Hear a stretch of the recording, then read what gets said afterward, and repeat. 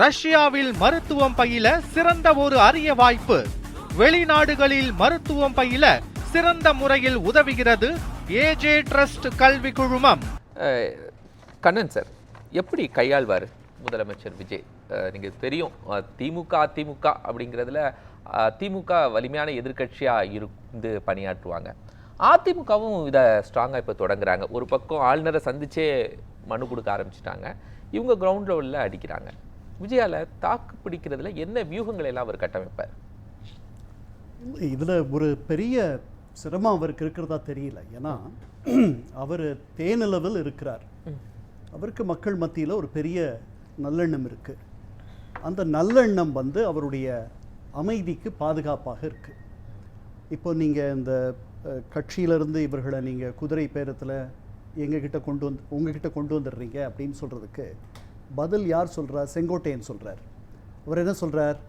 சட்டமன்றத்தில் நாங்கள் இதற்கு பதில் சொல்லுவோன்றார்.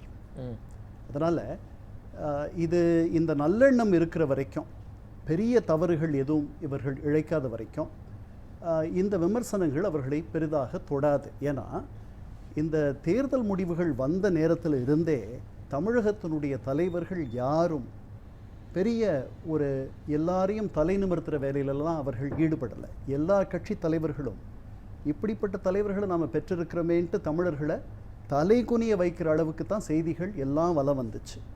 அதில் பாதி அதில் கொஞ்சம் உண்மை இருந்தால் கூட நமக்கெல்லாம் ஒரு பெரிய சிரமமாக இருக்கும். இப்போ கண்ணு முன்னாடி 4 சட்டமன்ற உறுப்பினர்கள் அவங்கள தேர்ந்தெடுத்தவர்களையே இது அவர்களை இது அவமானம்னு நான் சொன்னேன்னா அது கொஞ்சம் கடுமையாக இருக்கும். அதனால் ஆங்கிலத்தில் சொல்கிறேன், இன்சல்ட் பண்ணுற மாதிரி அவர்கள் அதை பண்ணக்கூடாது.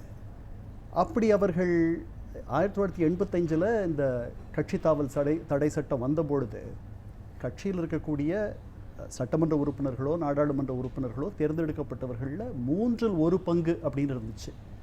அதை பல பேர் எளிமையாக பண்ணிட்டாங்க.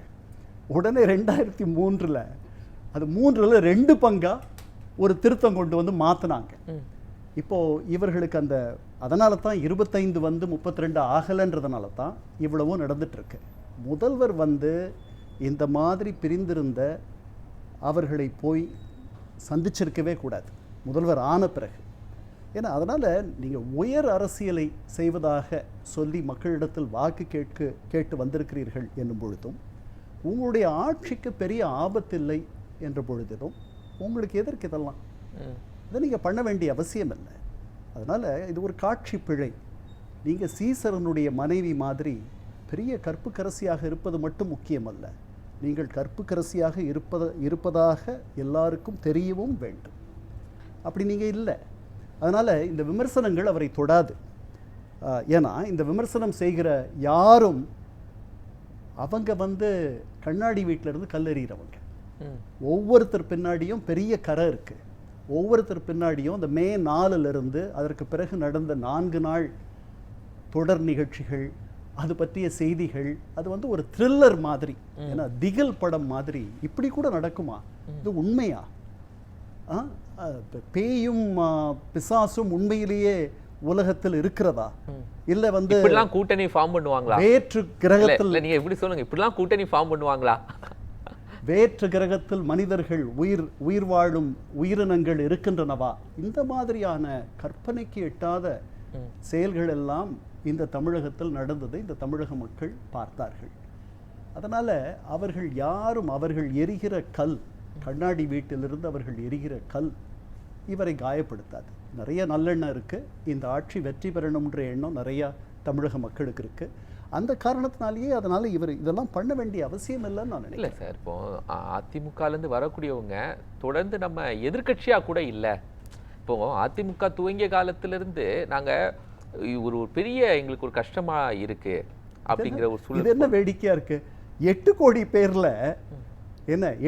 பேரில் 234 பேர் தான் சட்டமன்ற உறுப்பினராக இருக்க முடியும். நீங்களும் நானும் வருத்தப்பட்டு என்ன பண்றது? அதிமுக தொடர் தோல்வியில் இருக்கும்போது நம்ம மீண்டு வரணும். இப்படி வரக்கூடாது. மக்களுடைய ஆதரவோடு நீங்க வரணும். இது என்ன வேடிக்கையா இருக்கு? நீங்க ஆட்சியிலேயே எப்பவும் இருக்கணும், 5 ஆண்டுகள் ஆட்சியில் இல்லை, இப்படி ஒரு குறுக்கு வழி இருக்கு. இது என்ன வாதம்? இது முடக்குவாதம். இது தப்பானது. இது மக்களுடைய அபிலாஷை. சார், இப்ப தேர்தலுக்கு பிந்தைய கூட்டணிகள் எவ்வளவோ இருந்திருக்கு. இல்லை, அது முறையா நீங்க பண்ணணும். அதாவது அந்த முறைக்கு கட்சியை எங்களுடைய தலைவர் உடைச்சு- ஒத்துக்கல, அந்த எங்களுடைய கட்சியை- அந்த முறைக்கு எங்களுடைய தலைமை ஒத்துக்கல. அப்ப நீங்க கட்சி தாவல் தடை சட்டத்தின் கீழ் நீங்க 32 பேரை வந்து நீங்க நம்ப வச்சிருக்கணும், கன்வின்ஸ் பண்ணணும், ஆங்கிலத்தில் சொல்றது மாதிரி அவர்களை நம்ப வைத்து உங்களோட அழைத்து கொண்டு வந்திருக்க வேண்டும். நீங்க 30 பேர் அதை இருக்கிறதா முயற்சி பண்ணி அங்க நடக்கல. நடக்கலன்னா இது என்ன வேடிக்கையா இருக்கு? நீங்க பெண் கேட்க ஒரு வீட்டுக்கு போறீங்க, பெண் தரமாட்டாங்கன்னா என்ன பண்ணுவீங்க? அவ்வளவுதான், முடிஞ்சு போச்சு. பெண்ணும் வர தயாராக இல்லை, பெண்ணுடைய வீட்டாரும் உங்களுக்கு பெண் தர தயாராக இல்லை, என்ன பண்ணுவீங்க? அதனால இது ரொம்ப தவறானது. இதை வந்து இவர்கள் ஊக்குவித்திருக்க கூடாதுன்னு தான் நான் நினைக்கிறேன். அப்புறம் கோட்டையிலேயே அந்த சட்டமன்ற உறுப்பினர்கள் போய் சேர்றது, இதெல்லாம் வந்து பெரிய காட்சி பிழை. காலங்காலமா எல்லா இடங்கள்லயும் திமுகல இருந்து அதிமுகக்கு வர்றதும், அதிமுகல இருந்து திமுகக்கு வர்றதும் இது பழக்கப்பட்ட விஷயம் தானே, இந்தியா முழுவதும் இருக்கிறது தானே. அதாவது தமிழகத்துல நடந்த முதல் தேர்தலிலேயே இது நடந்துச்சு. 1952 நடந்த முதல் தேர்தலில் தனி பெரும் கட்சியாக காங்கிரஸ் இருந்துச்சு, ஆனால் தனி பெரும்பான்மை இல்லை. அதுக்கு உடனே ராஜாஜியை கொண்டு வராங்க. அவர் தான், ஏன்னா கம்யூனிஸ்டுகளும் கிசான் மஸ்தூர் பிரஜா கட்சி அவர்களும் சேர்ந்து ஒரு கூட்டணியை, அவர்களுக்கு அறுதி பெரும்பான்மை கிடைக்கக்கூடிய ஒரு கூட்டணியை முன்னிறுத்துகிறார்கள். அவர்கள் வரக்கூடாதுன்றதுனால நேரு என்ன பண்றாரு, நேருவை இவர்கள் இங்க இருக்கிற தமிழக தலைவர்கள் எல்லாம், சென்னை மாகாண தலைவர்கள் அவரை வந்து அவங்க கருத்துக்கு இணங்க வச்சு ராஜாஜியை, அவர் சொல்றார் ராஜாஜி தேர்தலில் நின்று வர வேண்டும் என்று சொல்லுகிறார். தேர்தலில் அவர் நிற்கப் போவதில்லை என்று ராஜாஜி 72 வயது, அவர் வந்து ஓய்வு பெற்று வருகிறார். நான் நிற்க மாட்டேன், கொல்லைப்புறம் வழியாக வருவேன்னு சொல்லிட்டு மேலவை வழியாக வருகிறார். என்ன ஹோதால வரார்னா, ஆளுநர் அவரை சிறந்த எழுத்தாளர் என்ற அளவில் அவரை நியமிக்கிறார். கோட்டை உள்ள யார்? ராஜாஜி, மூதறிஞர் ராஜாஜி. இந்த தகவல் நேருவுக்கு தெரியாது. நேருவுக்கு பின்னாடி தெரிஞ்ச பிறகு அவர் ரொம்ப கவலைப்படுறார். ஆனாலும் கடைசியில் எழுதுறார், கம்யூனிஸ்டுகள் ஆட்சிக்கு வராமல் இருப்பது நல்லதுங்கிறார். யாரு? Fabian socialist Nehru. இப்படி வந்த உடனே ராஜாஜி ஒரு அறிக்கை தரார். அவர் வச்சிருக்கிறது ஒரு சிறுபான்மை அரசு, அவருக்கு பெரும்பான்மை இல்லை. எனக்கு பெரும்பான்மை கிடைக்கலன்னா சட்டமன்றத்தை கலைச்சிட்டு தேர்தலுக்கு போகலான்னு சொல்லிடுவேன் அப்படின்றார். திமுக ஆதரவோடு, திமுகவுக்கு கையெழுத்து போட்டு ஒப்பந்தம் போட்டு திராவிட நாட்டு கோரிக்கைக்கு நாங்கள் ஆதரவு தருவோம், அதற்காக உழைப்போம்னு சொல்லி கையெழுத்து போட்ட 2 வன்னிய கட்சிகள் ரெண்டும் போய் ஒன்று கூட்டணி அமைச்சரவையில் பங்கு கொண்டு அமைச்சராக மாணிக்கவேல் நாயக்கர் உருப்பெற்றார். வெளியிலிருந்து ராமசாமி படையாட்சி அந்த ஆட்சிக்கு ஆதரவு தந்தார். மார்ச் 4, 1952 சென்ட் மேரிஸ் அரங்கத்துல அண்ணா சொல்றார், இந்த அந்த அவர்களுக்கு ஒரு பாராட்டு விழா நடக்கிறது. அந்த பாராட்டு விழாவில் சொல்றார், நீங்க போய் காங்கிரஸ்ல போய் சேர்ந்தீங்கன்னா ஒரு தொழு நோயாளியை நீங்கள் தழுவுவதற்கு சமம் என்று மக்கள் நினைப்பார்கள், உங்களை தொழு நோயாளியை விட கேவலமாக பார்ப்பார்கள் அப்படின்னு அண்ணா பேசுறார். ஆட்சிக்கு முன்னாடி, அதிகாரத்திற்கு முன்னாடி தொழு நோயெல்லாம் என்ன பண்ணும்? ஆட்சியும் அதிகாரமும் மாதிரி ஒரு பெரிய கண்ணன் சார், உண்மையாவே ஒரு வேக்சினேஷன் இதெல்லாம் இருந்துட்டே இருக்கும்போது விஜய மட்டும், தாவேக்காவை மட்டும் இது தவறுன்னு சொல்றது என்ன? இது பழக்கப்பட்டது. நான் தான் சொல்லுவேன், தேவையில்லை. அதாவது எதுக்கு இது? நீங்க வந்து 7 காணி நிலம் வச்சிருக்கீங்க, நீங்க 7 காணி நிலம் வச்சிருக்கீங்க, உங்களுக்கு எதுக்கு பக்கத்து நிலத்தினுடைய முழுமையா இல்லையே? 107 சீட் தானே சார் இருக்கு, மீதி எல்லாம் கூட்டணி. 4 கால்கள் இருக்கு, 5 கால்ல இயங்குது இந்த நாற்காலி. அப்படிங்கும் போது 118 சீட்ஸ் வேணும். அப்படி இல்லை. இந்த ஆட்சி வந்து பாதுகாப்பான ஆட்சி. இந்த எதை வச்சு சொல்றீங்க? ஏன்னா இந்த ஆட்சியை கவிழ்ப்பதற்கு யாருக்கும் தெம்பில்லை, திராணி இல்லை, துணிவில்லை. சார் டெல்லியில போய் காங்கிரஸ் தலைவர்களை விஜய் சந்திக்கல. அதுக்கும் இதுக்கும் என்ன சம்பந்தம்? சரி, ஏன் சந்திக்கல? இல்ல, எனக்கு தெரியாது. உங்களுக்கு தெரியுமா? உங்களுக்கும் தெரியாது. நான் என்ன சொல்றேன், அதுக்கும் இதுக்கும் என்ன சம்பந்தம்? இந்த ஆட்சி எப்படி கவிழும்? இந்த ஆட்சியை கவிழ்ப்பவர்களை எப்படி மக்கள் மன்னிப்பார்கள்? அடுத்த தேர்தலில் அவர் அறுதி பெரும்பான்மை பெற்று வந்துவிட போகிறார். வன்னியரசு அவர்கள், சமூக நீதித்துறை அமைச்சர் வன்னியரசு இஸ்லாமிய கைதிகளை விடுதலை செய்யணும்னு முதலமைச்சர் கோரிக்கை வைக்கிறாங்க. ஒருவேளை செய்ய முடியல, எனிதிங் பாசிபிள். என்ன பண்ண முடியும் அந்த கட்சியினுடைய நெருக்கடிக்கு? இப்படி பல கட்சிகள் ஒதுங்கி கொண்டால் திமுக அரசே அவங்களை விடுதலை பண்ணல, இவர் ஏன் விடுதலை பண்ணணும்னு நினைக்கிறீங்க நீங்க? விசிக அவங்க கூட்டணியில இருக்காங்க, அமைச்சரவையில பங்கீடு செஞ்சிருக்காங்க. நாளைக்கு செய்ய முடியலன்னா விசிக அடுத்தது மக்கள் தேர்தலை சந்திக்கணும். இந்த தமிழகம் இந்திய விடுதலைக்கு முன்பும் சரி பின்பும் சரி திராவிட இயக்கங்கள் முஸ்லிம்களோடு, இஸ்லாமியர்களோடு, இஸ்லாமிய பெருமக்களோடு, முஸ்லிம் லீகோடு கைகோர்த்து பயணம் செய்தன. யாராவது ஒருத்தரோட அவங்க எப்பவுமே இருந்திருக்காங்க. அவங்க ஆட்சியிலேயே விடுதலை பண்ணலைன்னா நேற்று வந்த இவருடைய ஆட்சியில் அவங்களை விடுதலை பண்ணணும்னு நீங்க நினைச்சா என்ன அர்த்தம்? எப்படி சட்டம் அப்புறம் நெருக்கடி ஒருவேளை விசிகா தாவிகா கொடுக்கட்டுமே, கொடுத்து இந்த ஆட்சியை கவிழ்க்கட்டுமே.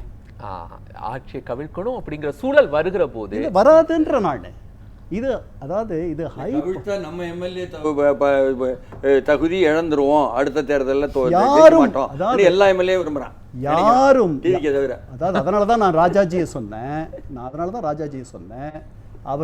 அவர் முதல்வர் ஆன அடுத்த நிமிடமே என்ன சொன்னார்? எனக்கு பெரும்பான்மை கிடைக்கலன்னா அதை கலைச்சிருவேன் அப்படின்னார். எல்லாம் ஒழுங்கா அவர் பக்கம் வந்துட்டான். அப்போ விஜய் இந்த மிரட்டலை யூஸ் பண்ணுவாரு இல்ல? அவர் மிரட்டலே பண்ண வேண்டிய அவசியம் இல்லை. இது என்னங்க கைப்புண்ணுக்கு என்னங்க கண்ணாடி தேவை? எல்லாருக்கும் தெரியுங்க. அவருக்கு ஆதரவு தந்த அத்தனை பேர் என்ன சொன்னாங்க? இன்னொரு தேர்தலை நாம் உடனடியாக சந்திக்க வேண்டாம், அந்த காரணத்திற்காக தான் எங்க கூட்டணி கட்சிகளை அங்க அனுப்பி விடுறோம், உங்களுக்கு உதவி பண்றோம்னு சொன்னார் இல்லையா திராவிட முன்னேற்ற கழக தலைவர்? அப்புறம் ஏன் இப்படி கேட்குறீங்க? அது எப்படி மாறிடுச்சு? அவர்கள் இங்க, அதாவது எங்க மனசெல்லாம் அங்க இருக்கு, உடம்பு மட்டும்தான் இங்க இருக்குன்னு சொன்னார்கள். இப்போ உடம்பும் அங்க போயிடுச்சு, மனசும் அங்க போயிடுச்சு, ரெண்டும் அங்க போயிடுச்சு. அதனால அவருடைய ஆட்சிக்கு எந்த ஆபத்தும் இல்லை. அது ஒரு கற்பனாவாதம். அப்படி ஆட்சிக்கு ஆபத்து விழுந்தால் அவருக்கு தான் நன்மை. காசே கொடுக்காத வென்று வந்திருக்கிறார்கள், திருப்பி அவர்கள் சந்திப்பார்கள். காசு கொடுப்பவர்களுக்கு தான் அது கஷ்டம். கன்ஸ்ட்ரக்டிவ் இன்ஆக்ஷன், கன்ஸ்ட்ரக்டிவ் ஆம்பிகுவிட்டின்ட்டு ஆங்கிலத்தில் 2 சொற்பதங்கள் உண்டு.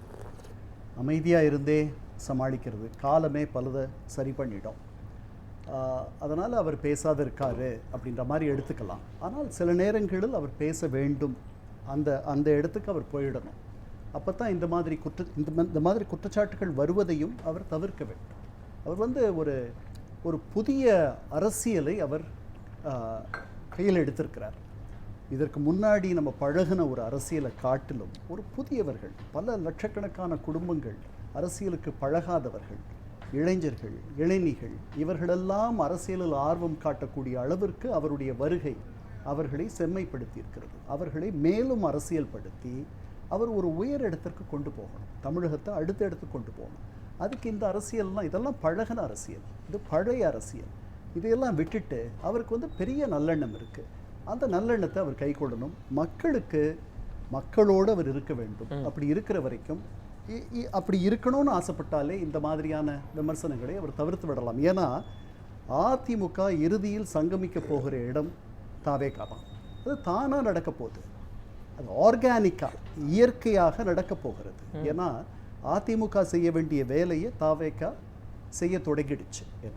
அதனால் அங்கே வந்துடுவாங்க. இவர் அதை தானாக பாடி கறக்கிற மாட்டை ஆடி கறக்க வேண்டிய அவசியம் இல்லை.